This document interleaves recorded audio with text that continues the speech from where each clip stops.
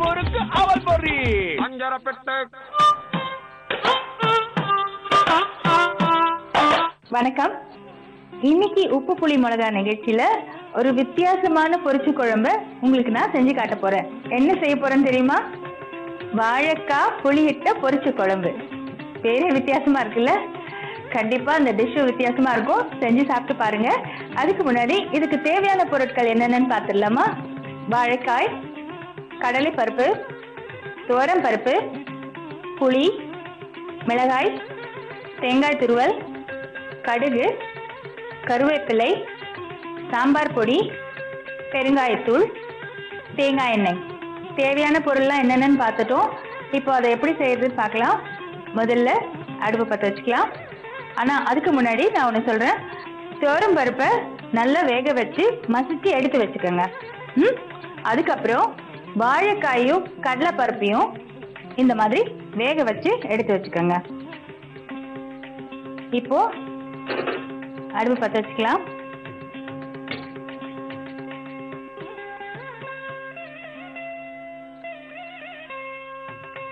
இப்போ நம்ம ஏற்கனவே ஓரளவுக்கு வேக வச்ச கடலைப்பருப்பும் வாழைக்காயும் இதுல சேர்த்துக்கிறோம்.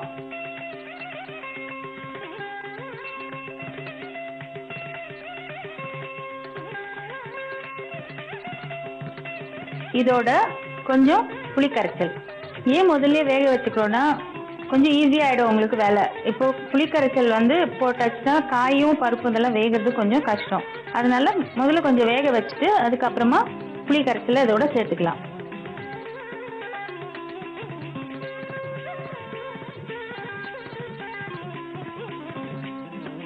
புளி கரைச்சல் சேர்ந்ததுக்கு அப்புறம் கொஞ்சமா மஞ்சள் பொடி,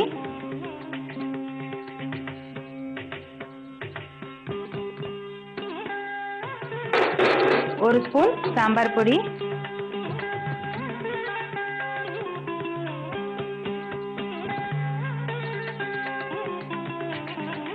உப்பு தேவையான அளவு.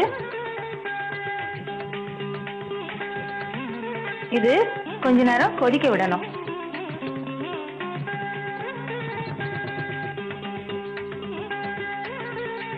அதாவது இந்த சாம்பார் பொடியோட பச்சை வாசனை எல்லாம் போறது வரைக்கும் கொஞ்ச நேரம் கொதிக்க விடலாம்.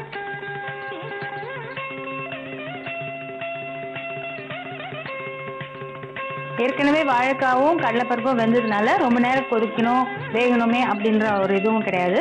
கொஞ்சம் கொதிச்சதுக்கு அப்புறம் நம்ம வேக வச்ச மசிச்ச துவரம் பருப்பை இதோட சேர்த்துக்க போறோம். இப்போ இது கொதிச்சிட்டு நம்ம ஏற்கனவே வேக வச்சு மசிச்ச துவரம் பருப்பை இதோட சேர்க்க போறோம்.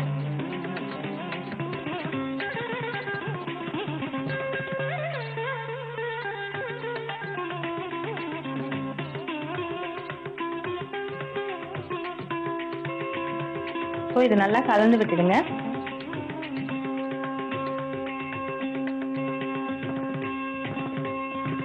இப்போ நம்ம குழம்பு ரெடி. இதை நம்ம பொரிக்க போறோம். அடுப்பு அணைச்சிடலாம். இப்போ இதை தாளிச்சு ஊத்த போறோம்.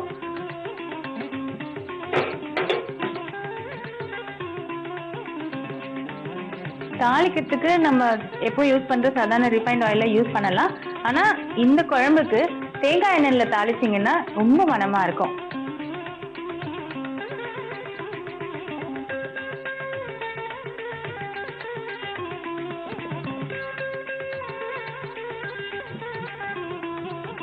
எண்ணெய் சூடானோடனே நம்ம தாளிக்க போறது கடுகு, வெந்தயம், உளுத்தம்பருப்பு, கருவேப்பிலை, காஞ்ச மிளகாய், பெருங்காயத்தூள் இதெல்லாம் போட்டு நம்ம தாளிக்க போறோம்.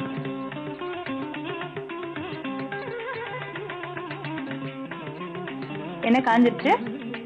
இப்போ கொஞ்சம் கடுகு,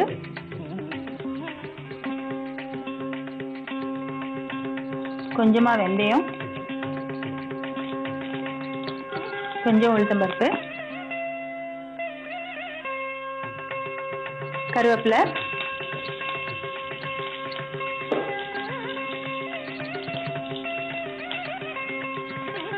இதோட கொஞ்சம் காஞ்ச மிளகாவையும் கிள்ளி போட்டுக்கலாம்.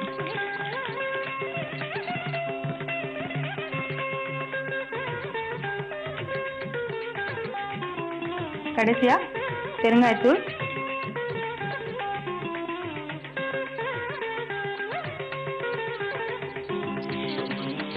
இப்போ இந்த தாளிப்பை நம்ம குழம்புல சேர்த்துடலாம்.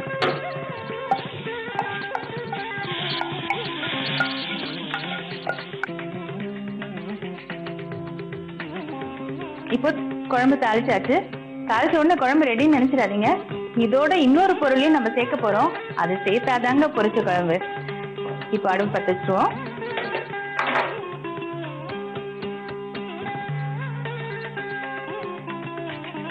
இப்போ நான் சேர்க்க போறது தேங்காய் துருவல்.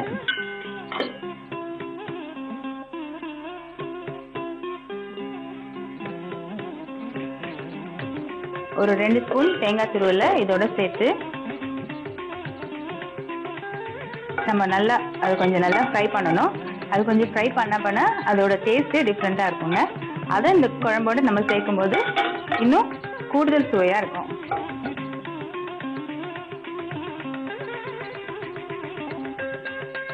நம்ம ஏற்கனவே இந்த தேங்காய் எண்ணெயில் நம்ம பொரிச்சிருக்கோம் இல்லையா, அதனால்தான் இந்த தேங்காவை கொஞ்சம் நம்ம வதக்கி போட்டோம்னா அதுக்குள்ள இருக்கிற அந்த தேங்காய் எண்ணெய் அது வந்து ஊஸ் அவுட் ஆகி அந்த பருப்போட மிக்ஸ் ஆகி சூப்பரான ஒரு டேஸ்ட் கொடுக்கும். அதுக்காக தான் நம்ம தேங்காவை பச்சையா போடாம கொஞ்சம் வதக்கிட்டு போடுறோம். ஆச்சுங்க. இப்போ இதை இதோட கலந்துடலாம்.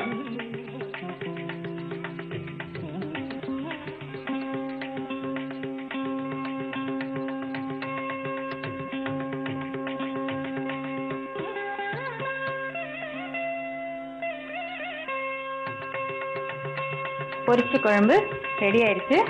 இனிமே இதை ஜம்முன்னு சாதத்தோட போட்டு சாப்பிட வேண்டியதுதான். இந்த குழம்புக்கு சைட் டிஷ்ஷா நீங்க தேங்காய் சேர்த்த எந்த காய்கறியா இருந்தாலும் ரொம்ப நல்லா ஒத்து போகும். வாழைக்காய் புளியிட்ட பொரிச்ச குழம்பு தயாரா இருக்குங்க.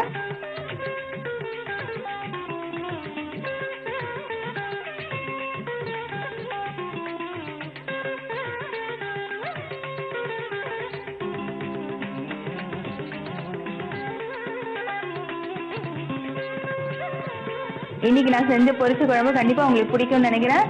மறக்காம வீட்டுல செஞ்சு சாப்பிட்டு பாருங்க. இதே மாதிரியான ஒரு வித்தியாசமான ரெசிபியோட உப்பு புளி மிளகா நிகழ்ச்சியில உங்களை மறுபடியும் சந்திக்கிறேன். அது வரைக்கும் உங்ககிட்ட இருந்து விடைபெறுவது யுவஸ்ரீ.